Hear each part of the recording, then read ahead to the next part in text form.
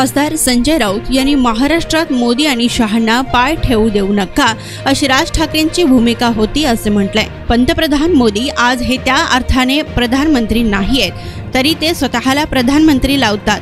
आचारसंहितेमध्ये कोणी मुख्यमंत्री नसतं आणि कोणी प्रधानमंत्री नसतं। निवडणुका जाहीर झाल्या, प्रधानमंत्री यांच्याकडे थोडा तरी शहाणपण असेल।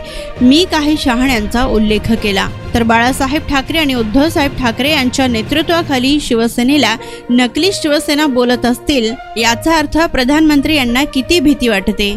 उद्धव ठाकरे आणि बाळासाहेब ठाकरे यांच्या शिवसेनेची ही भीती आहे। त्यांच्या मनात प्रयत्न करून इतकी दमनशाही करून दडपशाही करून पक्ष फोडून सुद्धा उद्धव ठाकरे या वादळामध्ये एका दीपस्तंभासारखे उभे आहेत आणि भारतीय जनता पक्षाला आणि मोदी शहा पक्षाला आव्हान देत आहेत, वादळ अंगावर झेलून। तर शरद पवार ही ठामपणे उभे आहेत। अशा प्रकारे बोलणं शिवसेनेला बाळासाहेब ठाकरेंना हाच एक नकली विचार आहे आणि नरेंद्र मोदी यांनी अशा प्रकारचे भाषण महाराष्ट्रात येऊन सातत्याने केली पाहिजे। ते जिथे जातील तिथे भाजपाची जागा कमी झाल्याशिवाय राहणार नाही। ज्यांना संविधान आणि घटना कळत नाही किंवा ते मानायला तयार नाहीत, तेच अशा प्रकारचे काम करू शकतात। माझ्या दोघांनाही शुभेच्छा आहेत। आज गुढीपाडवा आहे। आज पवित्र आणि मंगलमय अशा शुभकामना केल्या आहेत। मोदी आणि शहांना पाय ठेवू देऊ नका महाराष्ट्रात असं राज ठाकरे यांची भूमिका होती, त्याच्यामुळे त्या मताशी महाराष्ट्र सहमत आहे। तरी देवेंद्र फडणवीस आपण यांना एकत्र घेऊया असे काही म्हणत आहेत, हे त्यांच्या अकलेची दिवाळखोरी आहे। मोदी शहांना पाय ठेवू देणार नाही हे महाराष्ट्राचे दुश्मन आहेत। आता महाराष्ट्राच्या दुश्मनांना अर्थात मोदी किंवा अमित शहांना पाय कोण ठेवू देत आहे मुंबई आणि महाराष्ट्रात, हे आम्हाला पाहायचं असल्याचं खासदार संजय राऊत यांनी यावेळी म्हटलंय। उद्धव ठाकरेंची आणि बाळासाहेब ठाकरेंच्या शिवसेनेची ही भीती आहे त्यांच्या मनातली, की इतके प्रयत्न करून, इतकी दमनशाही करून, इतकी दडपशाही करून पक्ष फोडून सुद्धा उद्धव ठाकरे त्या वादळामध्ये एका दीपस्तंभासारखे उभे आहेत आणि भारतीय जनता पक्षाला आणि मोदी शहांना आव्हान देत उभे आहेत। अनेक वादळ अंगावर झेलून शरद पवार ठामपणे उभे आहेत। अशा प्रकारे बोलणं शिवसेनेला बाळासाहेब ठाकरेंच्या हाच एक नकली विचार आहे।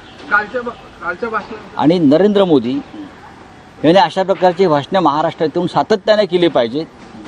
ते जिथे जातील तिकडली भाजपची जागा कमी झाल्याशिवाय राहणार नाही। असली काय आणि नकली काय हे उद्याच्या निवडणुकीमध्ये स्पष्ट होईल। कालच्या भाषणानंतर असं वाटतंय नरेंद्र मोदी वर्सेस उद्धव ठाकरे असा सामना आहे। नक्कीच आहे। या महाराष्ट्रामध्ये नरेंद्र मोदी विरुद्ध उद्धव ठाकरे, धर्म विरुद्ध अधर्म, दडपशाही विरुद्ध प्रामाणिकपणा, बरं का, खंडणीखोर ईडी सीबीआयच्या माध्यमातून खंडणीखोर करणारा एक नेता भाजपचा विरुद्ध सर्व तुम्ही आमच्याकडून हिसकावून घेऊन सुद्धा या लढ्यामध्ये उतरलेला एक अर्जुन, एक कृष्ण, अशी लढाई आहे। नरेंद्र मोदी आणि त्यांचे सगळे सहकारी ज्या पद्धतीनं लटपटतात उद्धव ठाकरेंसमोर, त्यातून त्यांना हे सगळं त्यांच्या तोंडातून बाहेर पडतात। प्रधानमंत्री नरेंद्र मोदींनी वर्षा बंगल्यावर ज्या पद्धतीने बैठका होत आहेत, आचारसंहिता आहे, हा निवडणूक आचारसंहितेचा भंग आहे। त्यांनी नोटीस बजावली। नरेंद्र मोदी सरकारी विमानं घेऊन, सरकारी वाहनं, सरकारी हेलिकॉप्टर घेऊन प्रचाराला फिरतायत, घोषणा करतायत, हा सुद्धा आचारसंहितेचा भंग आहे।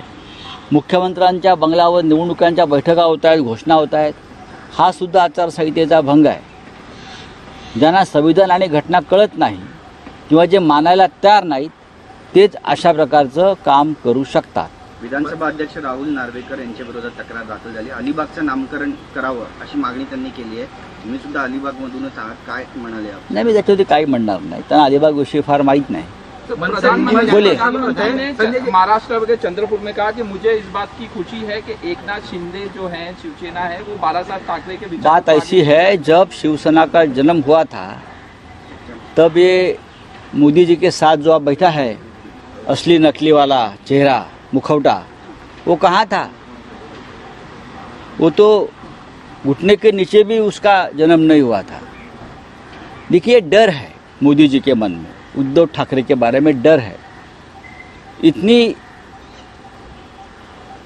दमन शक्ति, हाँ, इतना दबाव डालने के बावजूद, पार्टी तोड़ने के बावजूद उद्धव ठाकरे आज भी मैदान में खड़े हैं और चैलेंज कर रहे हैं।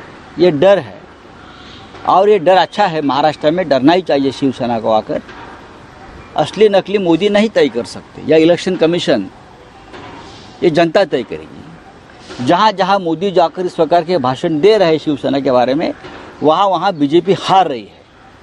ये मोदी जी को मालूम है। मोदी जी पूरी सरकारी यंत्रणा का दुरुपयोग करके चुनाव में यहाँ प्रचार कर रहे हैं। ये कोड ऑफ कंडक्ट का उल्लंघन है, सीधा उल्लंघन है। और फिर भी ये भारतीय जनता पार्टी के लोग हमें नियम और कानून सिखा रहे हैं। ये ठीक नहीं है। उद्धव ठाकरे इस महाराष्ट्र के असली नेता है।